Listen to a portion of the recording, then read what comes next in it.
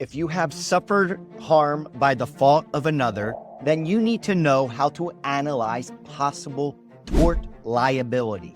Number one, was that act an intentional tort, like assault and battery, and are there defenses, such as consent or privilege? Number two, if the case does not involve an intentional act, then we must ask, was there negligence, strict liability, products liability, defamation, invasion of privacy, nuisance, business torts, or misrepresentation? And all the defenses, like assumption of risk and comparative fault. Number three, are there any other issues like vicarious liability, joint and several liability? All these issues must be considered when evaluating a tort case. Follow us for more legal tips.